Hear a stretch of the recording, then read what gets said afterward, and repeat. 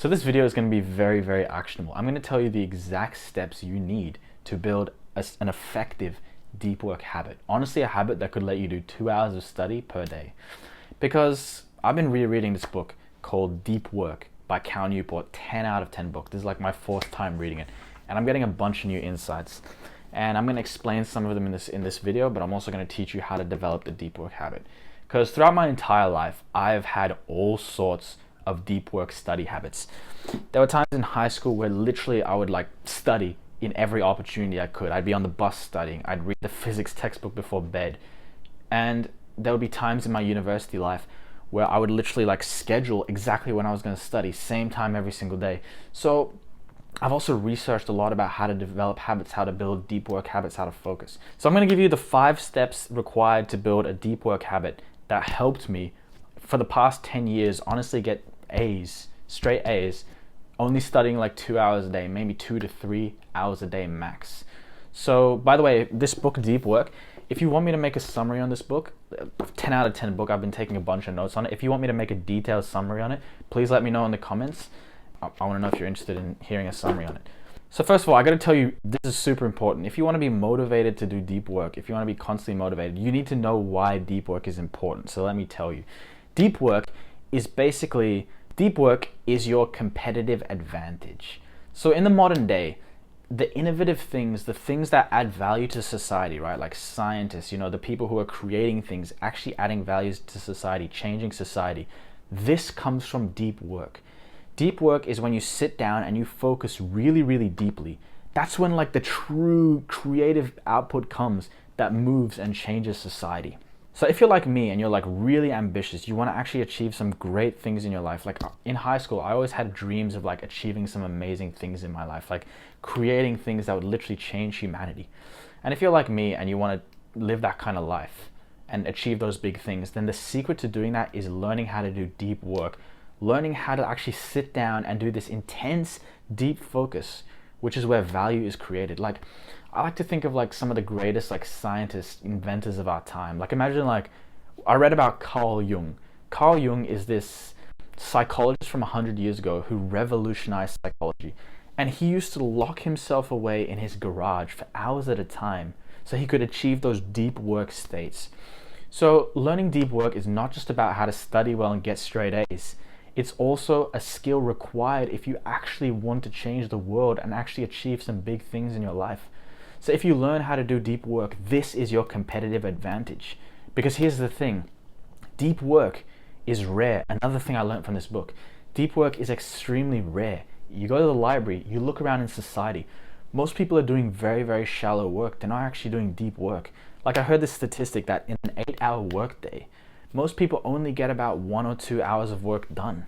Because if you're one of the few people who can actually do deep work, you're going to surpass everyone, surpass the competition, and you're actually going to change the world and add value to the world and actually, make a fuck ton of money or actually make an impact on society.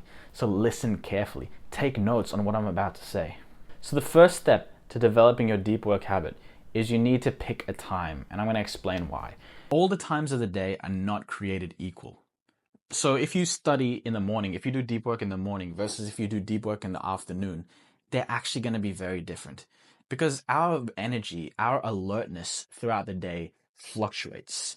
Different people are high energy at different times. I know many people, probably you, me as well, during the afternoon, I'd have a massive crash. In the afternoon, I'm just so tired. Honestly, I cannot really do deep work in the afternoon. It's very, very difficult. But me in the morning, as soon as I wake up, I'm alert, I'm ready to go. And also me, I get another peak in energy around late night time. So a lot of my university days, I was doing a lot of my work around midnight, to be honest. 10 p.m. till 2 a.m. was when I got a ton of study done. So what you need to do is you need to assess your day and you need to figure out what times you are most effective, you are most alert. So for most people, I would recommend honestly first thing in the morning before you wake up. What I used to do in high school, I used to wake up at 4 a.m. and do 1 hour of work before school started. Because you go to school and school is going to drain the energy out of you. And when you get home from school, you're going to be too dead to study, to be honest. So I talk about this in the video, how to study after school when you're tired, but basically developing a study habit of doing work before school is a 10 out of 10 thing. If you can get at least an hour of deep work before school, it's going to take you very, very far. So yeah, that's what you need to do. You need to find the exact time that you're going to do deep work, ideally every single day, because here's what I learned from the scientist Andrew Huberman about building deep work habits. After about 2 or 3 days of doing deep work at the same time, say for example, first thing when you wake up at 9 a.m., if you do deep work at the same time every single day for 2 to 3 days in a row, your body will start to get used to it and it'll become a habit, and you'll actually be able to focus intensely much more easily. So pick a time, and for at least 2 to 3 days, just try it. Just try focusing at the same time for 2 to 3 days for about an hour, and you'll figure out that you can focus very, very well after about 3 days, and then just make it a habit. Keep going. A mindset here is most of society will tell you that weekends are for relaxing. This is not necessarily the case. You can also study on weekends. You might think like, oh bro, why would I study on weekends? I want to relax. But you've got to do the same amount of studying every week anyway. Why not spread it out equally and do it on the weekends as well? So ideally, at least 5 days a week, pick the same time and do some deep work at that exact time. Now, it might not be 100% possible. For example, maybe the only free time you have is between your classes. Me personally, between lectures in university, I prefer to take that time to socialize, to meet with friends, to go to university clubs. So I could never really do deep work during those times. I prefer it after school or before school. But pick your times and literally schedule it into your calendar when you're going to do these, because it's going to reinforce that habit, and you're going to pick the times where your brain is best. Okay, so the second thing related to picking your time, before you actually go and sit down and do the deep work, ideally the day before, you need to plan exactly what you are going to do in that deep work block. Now let me explain why. So it reduces procrastination massively by increasing your clarity. If you know, okay, at 9 a.m. I'm going to wake up and I'm going to do the physics 2017 paper, or I'm going to write 400 words of the intro to my essay. If you know the exact task you're going to do, then all you have to do is just turn up, open the document, and get to work. It may seem like a useless tip, but this is very, very essential because it will reduce the friction required to start the task. That's the first thing. And the second thing is, the night before, you can decide which task is the highest leverage, the thing that's actually going to get you the best results. Because for example, let's say you've got an exam in a week. Which task do you think is going to get you the better results, actually push you further along in your subject? Is it going to be highlighting the textbook, or is it going to be sitting down and doing a past paper? It's going to be sitting down and doing a past paper, because when you do the past paper, that's when your neurons get rewired. That's when the learning happenings. That's when the learning is happening. I learned this recently, actually. This is something that I normally do, but I learned this recently. The best learning happens when you're testing yourself. So a deep work task you could do is writing an essay, doing a hard paper. Those are the tasks that you want to pick. Because there's this general rule about learning. It's a very, very fundamental rule. The best, most efficient learning is effortful. It requires effort. It's not easy. If something was easy, then you're not learning as much. So that's the thing. Learning is actually meant to be difficult. It's meant to have some friction to it. So when you're doing a past paper, when you're writing an essay, it's hard because it's helping, it's effective.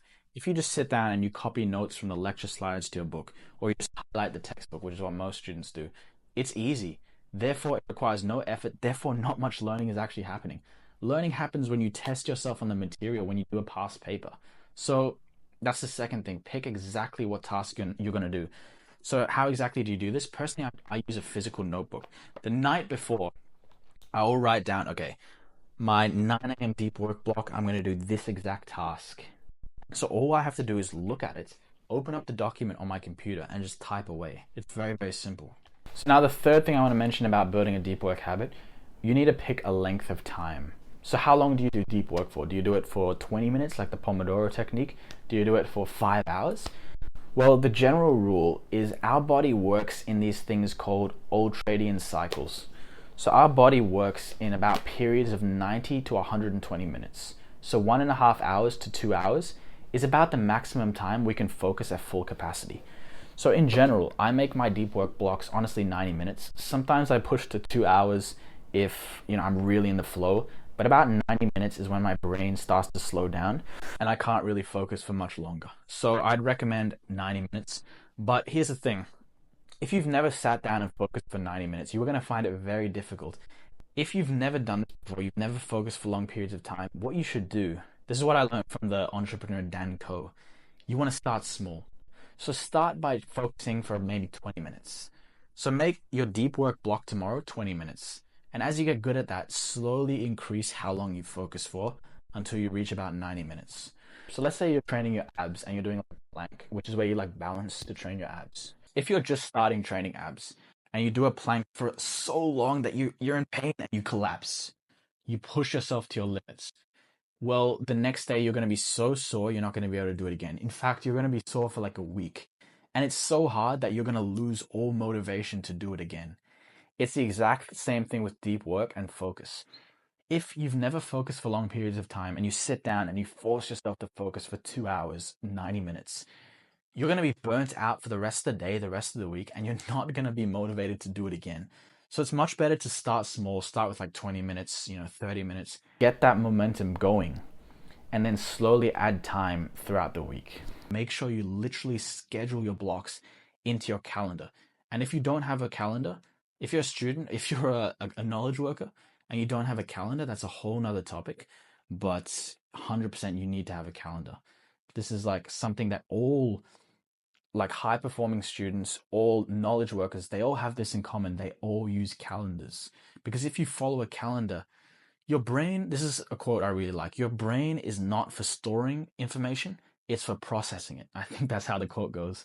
So, you might think you're a genius, like, oh, I can remember all my deadlines, I can remember all my schedules, all my deep work blocks right here, bro. But you're wasting precious brain energy that you could use to produce valuable output. So take the stuff that's in here and put it into your calendar. Okay, another thing to keep you on track with your deep work habit. Maybe you'll get into this deep work habit, you'll be doing it for a couple days, and then you'll completely forget about it. You'll just go back to doing shallow work like 99% of plebs in society. You'll lose the momentum until, Penrose makes another video reminding you to get back onto the deep work habit. So how do you stop this? I learned this again from the book Deep Work, but I learned this tip again from this book recently when I reread it. You want to track your deep work hours.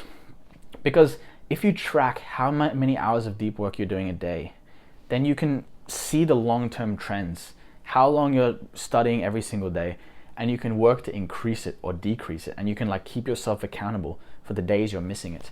So I currently do this up here on this wall here. So yesterday, the first day I tracked my deep work, 3 hours yesterday of deep work. Today I'm gonna aim for 3 hours again. So track your deep work. You can do it in a notebook, track it however you want. How I personally do it is I keep tally marks. Every time I put the timer on my computer for an hour to do that deep work block. And if I get that hour done, I put 1 tally mark on my tracker. And at the end of the day, I'll count up how many tallies there are and I'll record it. So here's a good mindset to have here. The goal is not to like get 4 hours, 4 hours, 4 hours, 4 hours, 4 hours. The goal is to just slowly increase it over time. So maybe day one, today you'll be super hyped, super motivated, you'll do 1 hour. Tomorrow you'll do maybe, 20 minutes. And then the next day maybe you'll do 0 hours.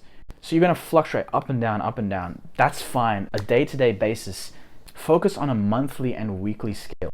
Is the trend of deep work hours increasing over time? That's how consistency works. Consistency is never like up, up, up, up, up. Consistency is like up. If you get 0, put 0. That's fine. Just keep yourself accountable.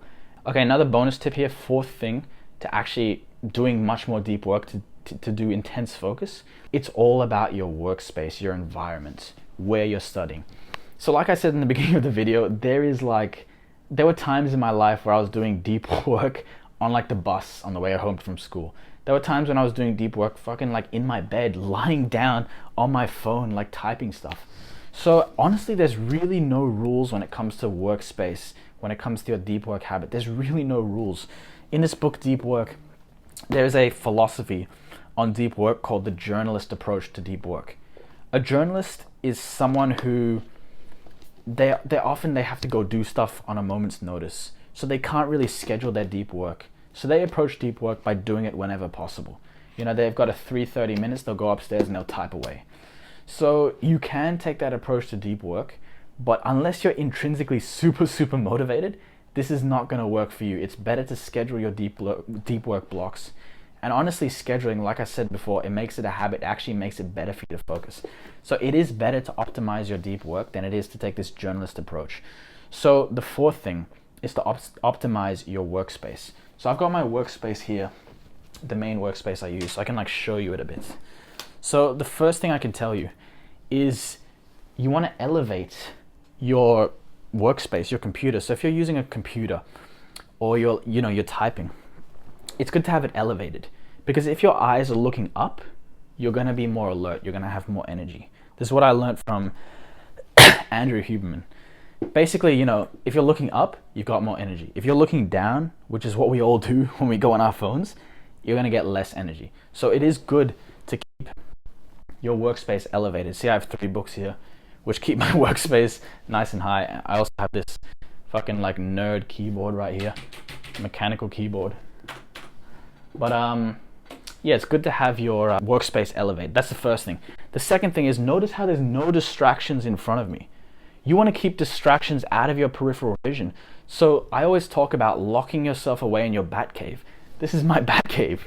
Many students, they'll go to a cafe to study, which can be fine, but it's distracting. It's going to take your attention away. It's going to be hard to do deep work. And the next thing, keep your workspace clean. I'm very guilty of this. I always have a mess on my workspace. I've got random shit on my workspace here, like a random bookmark. I've got a random candle here. That's completely fine, but keep it clean, keep it nice. And the final thing, which you're gonna know this, you're gonna think it's obvious, but you're probably not doing this. Most students are not doing this. You need to remove all your distractions. Do this. Take your phone, put it onto airplane mode, throw that shit away in your bag. Most students have their phone next to them with notifications blowing up every second. Basically, if you get a notification and you check your phone while you're doing deep work, it will take your attention away from your deep work for 20 minutes. So you want to have 0 distractions in your environment, ideally 0. If you can't have 0 and you have to work somewhere else, that's fine, deal with what you can. But if possible, you want 0 distractions. You want to be in isolation, locked away in your bat cave, like I say. And this is my personal opinion, this is my philosophy on how I use my phone. I turn off the notifications. Why the hell would you want random notifications from Instagram blowing up throughout your day? But apart from that, all my notifications are completely off. Deep work is literally a philosophy for life. It's a lifestyle. It's not just a habit where you sit down and you focus. It's a way of life. It's a beautiful way of life. Because, bro, if you're like me, you want to achieve some amazing things in your life. You really want to make an impact on humanity, maybe make a fuck ton of money. The key to doing this is literally deep work.